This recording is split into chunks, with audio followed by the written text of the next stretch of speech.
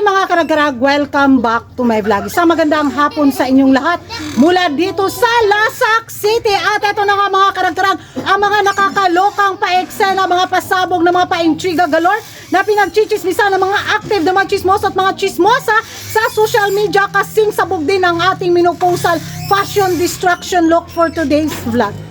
Hindi ko alam kung anong hitsura ko dito mga karag-karag, basta makakurat ang dagway ni Kuragan. Pero in fairness naman talaga, para sa pangkabuhayan showcase, para sa ekonomiya, o diba, todo ko na to, bagong dating tong ano ko ngayon, minupusal pa outfit mga karag-karag, ka-order ko lang sa sa Lazada ba yun, o sa Shopee o sa Shein, diba, sinuot ko agad, diba, o wag kayong mag-skip ng ads para everyday may pa-new look si Kuragan. Eto na nga mga karag-karag, ang mga pa-new na mga chismisa na masasabi natin.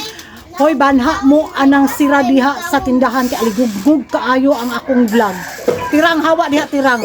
Hawa di ana ra mo sa gawas, paminaw ra mo ni mami, sige na. Hello. Oh, ana.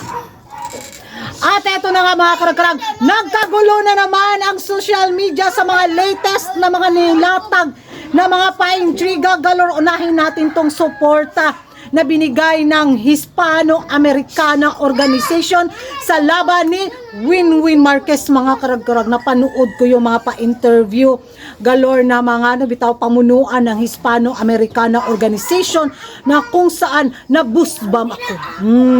Nanimbawt akong balahibo ba yung suporta at pagmamahal nila sa journey ni Winwin Marquez para sa corona sa Miss Universe Philippines 2025. Masasabi natin dapat tularan din ng mga ibang organisasyon bitaw yung mga kandidatang may corona na sa international pageant at gustong lumaban sa Miss Universe pageant bitaw, yung suporta na binigay nila, yung mga pa-wishes nila, di ba, nakakataba ng puso. Masasabi talaga natin na may markang iniwan si Winwin Marquez sa Hispano-Americana Organization, kaya ganun na lang kabait yung organisasyon sa kanya. Sa laban na to sa Miss Universe Philippines 2025, alam natin na hindi madali ang maging journey ni Winwin Marquez dahil ang dami talaga niyang pataubin pa na mga baguhan at mga bitiranang kandidata bago niya masungkit ang corona. Sabihin na nating malakas ang potensyal ni Winwin Marquez at kung ano bitaw gagawa ng history ang Miss Universe Philippines Organization na magkukorona sila ng may asawa at may anak na nakandidata. First time na si Winwin Marquez siguro yung ipapadala ng Miss Universe Philippines Organization.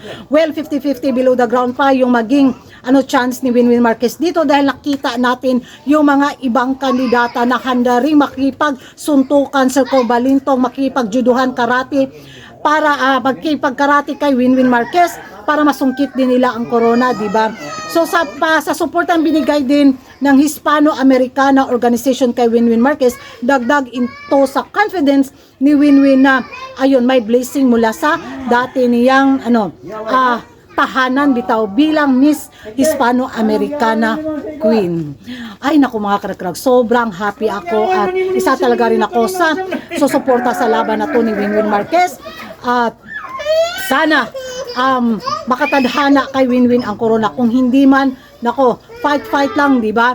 So, ewan ko sa inyo mga karag-karag kung ano yung magiging reaksyon nyo dito sa suportang binigay ng Hispano-Americana kay Winwin Marquez. Sa tingin nyo mga karag-karag, malakas ba ang chance ni Winwin Marquez sa corona sa taon na to? At alam naman natin, di ba, yung mga kaganapan sa Miss Universe.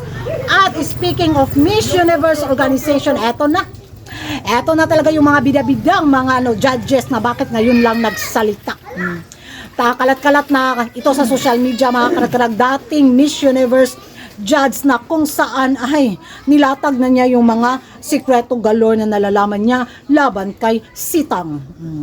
So lumabasa ko bitaw yung mga pa-eksena, yung mga revelasyon galore na naisip ko ba, bakit ngayon lang? Di ba? Anong ganap? Anong eksena? More on drama ba? Ay nako, pagod na kami sa kakadrama ninyo.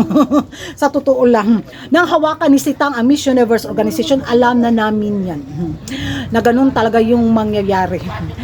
Ramdam na namin at yung mga resulta sa Miss Universe pageant ay Hindi naman halata, di ba? Masyadong halata ang lutuan mikos-mekos galore. Ang resiping nilatag ng Miss Universe Organization sa kandidatang gusto talaga nilang manalo sa corona at makapasok sa highest placement. Doon sa laban ni Michelle D, ay alam na, uy, pastilan galore. Ngayon lang magsalita, late na, as in late na, panis na. So, kung sa ano pa, papunta ka pa lang, yung mga chismosa, mga beauty pageant lovers, pabalik na. Sayang lang noon sana nilatag yung katatapos lang or before pa ng Miss Universe event bitaw. Yun, latagan agad na mga pasabog na mga pa-iskandalo, intriga galore. Kalaban kay Sitang. Pero ngayon lang na magagawa ng mga pa-intriga, hindi intriga ha, alam na natin totoo, di ba? Na mga ganitong pa-issue na sa social media, connection gusto ng drama, gustong pag-usapan ang Miss Universe for engagement. Ay nako, lumang tugtugin. Wala bang bago? Magsalita man kayo ng magsalita dyan. Wala na, alam na ang sirkulasyon, alam na yung calculation ng galawan sa pa-judgment system galore sa Miss Universe pageant. Noong hinawakan ito ni Sitang at ngayon naman ni Raul at ni Sitang at na may angkol pa. Ay, ambot lang galore. Pero thank you pa rin sa mga judges na nagsiwalat ng katotohanan.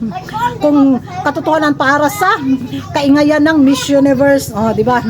Ewan ko sa inyo mga karag-karag kung ano yung magiging reaksyon nyo dito nga sa isang judge dati sa Miss Universe na, ayun, bulgaran galore na ang nangyayari. Kakagat ba kayo nito mga karag-karag? Mag-ingay tayo sa comment section at kung hindi ka pa nakapag-subscribe sa YouTube channel ko, don't forget to like and subscribe Kuragan Karag and hit the notification bell para updated kayo sa mga latest pasabog ng mga pa-eksena, late at trending sa mundo ng beauty pageant. And that's all for today mga karag-karag. See you in my next vlog. Bye-bye!